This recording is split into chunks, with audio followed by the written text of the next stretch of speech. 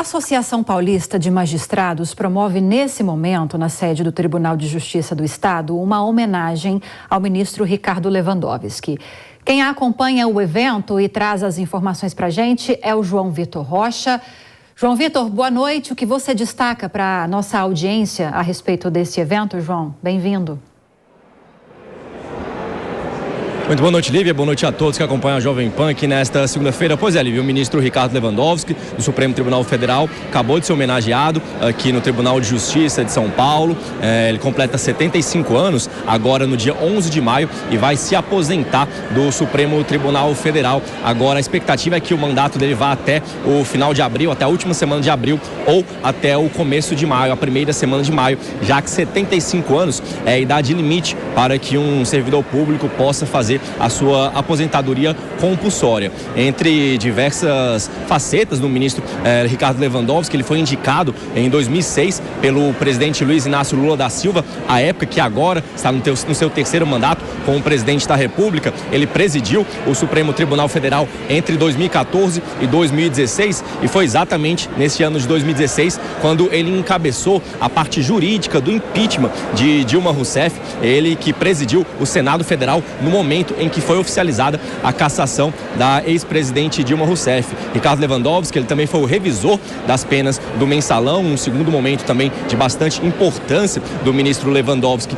enquanto referência no Supremo Tribunal Federal, e agora ele deixa a cadeira do Supremo, e que deve ser ocupada, pelo menos é o que se especula, o nome mais indicado para ocupar a cadeira de Ricardo Lewandowski é o de Cristiano Zanin, que é o advogado pessoal, familiar de Luiz Inácio Lula da Silva. Durante essa homenagem, a gente conversou com o ministro Lewandowski sobre dois pontos muito importantes. Primeiro, sobre a sucessão, exatamente sobre essa possibilidade de Zanin suceder Ricardo Lewandowski. Ele disse que não conversou e que não vai conversar com o presidente Luiz Inácio Lula da Silva sobre quem será esse nome que vai ocupar a sua cadeira no Supremo Tribunal Federal. Disse que acredita que Lula vai escolher um nome bastante adequado, não precisa do seu palpite para tomar essa decisão. Eu também questionei o ministro Ricardo Lewandowski, Líbia, sobre aquela PEC que tramita no Congresso Federal sobre a possibilidade dos ministros do Supremo Tribunal Federal ter um mandato de 8 anos, assim como acontece com senadores. A gente lembra que atualmente os mandatos dos ministros do STF são vitalícios, ou até eles se aposentarem 75 anos, como está acontecendo agora com o ministro Ricardo Lewandowski. Lewandowski diz que é favorável a essa proposta de que exista um tempo máximo, um mandato máximo para que os ministros fiquem no cargo, que ele acredita que essa oxigenação é importante para o Supremo Tribunal Federal. E eu lembro que Ricardo Lewandowski é o primeiro de 2 ministros que vão se aposentar neste ano de 2023. O outro que vai se aposentar é a presidente atual do STF, a ministra Rosa Weber. Ela se aposenta em outubro, quando também completa 75 anos, viu, Lívia? Ou seja, o presidente Lula vai ter a prerrogativa de indicar 2 ministros ao STF ainda em 2023. Obrigada, João Vitor, pelas informações. Boa cobertura para você. E se tiver mais informações, é só nos acionar. Mota, quero te ouvir a respeito disso. O João Vitor disse que Lewandowski, nessa entrevista, o ministro disse que não pretende opinar em relação a esse potencial sucessor seu, Cristiano Zanin, advogado que já defendeu Lula em vários casos em Brasília, e é um forte candidato a substituí-lo, a substituir Lewandowski, que se aposenta em maio no Supremo Tribunal Federal. Será que Lewandowski não vai ser ouvido? Você acha que isso é possível de acontecer, Mota?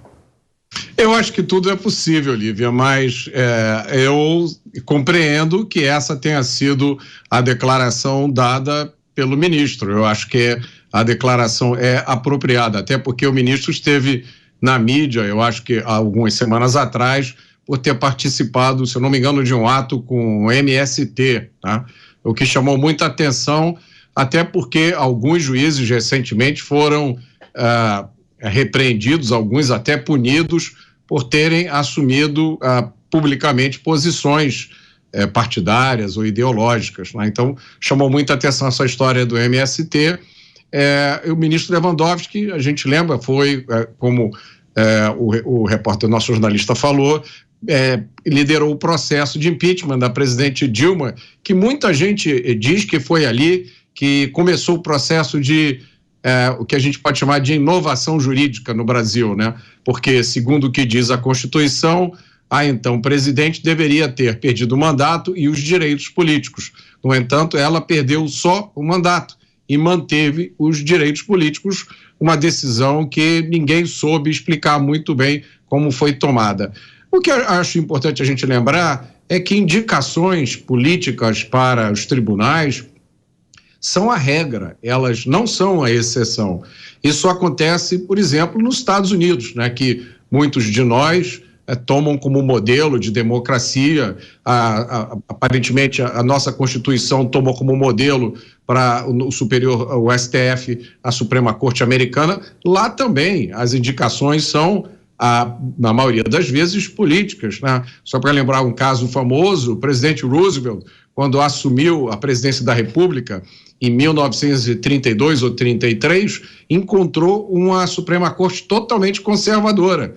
E ao longo dos 4 mandatos que ele teve, né, foi o único presidente americano que teve 4 mandatos, ao longo desses anos todos, ele foi substituindo todos os juízes progressistas. Quando ele saiu do poder, a Suprema Corte Americana era totalmente progressista.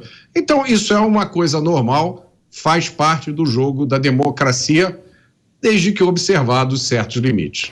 Agora, Vilela, de alguma forma, essa PEC que está tramitando no Congresso Nacional, que fixa o mandato desses ministros em 8 anos, de alguma forma isso pode ajudar a combater essa questão levantada pelo Mota, de com o passar dos presidentes da República, termos casas supremos com viés político à direita ou à esquerda, conforme aqueles que mais têm indicação durante o seu tempo de poder. Essa proposta de fixar o mandato pode ajudar a afastar um pouco essa possibilidade? Olha, Lívia, eu há muitos anos defendo que haja um mandato fixo estabelecido para os ministros do Supremo. Eu vejo que tudo que se fala, sempre que se fala no exercício de um cargo tão importante como esse, de uma forma vitalícia, um cargo que vai guardar, que vai proteger a Constituição, você acaba fazendo com que a visão que se dê ao texto constitucional e ao desenvolvimento interpretativo da Constituição, ele acabe de alguma forma ficando parado no tempo.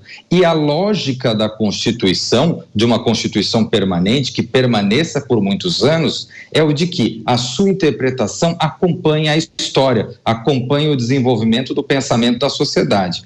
Portanto, se tiver a existência de um mandato, nós vamos ter uma mexida no tabuleiro de uma forma frequente, ou relativamente frequente, a cada 10 anos, 12 anos, enfim, o que faz com que o Supremo Tribunal Federal acompanhe a evolução da sociedade.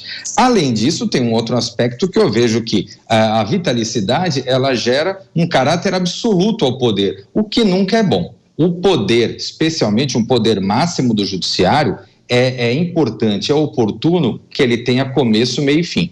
E que, por isso, esse prazo de 8, 10, 12 anos, ele realmente é bem-vindo para que fique bastante claro que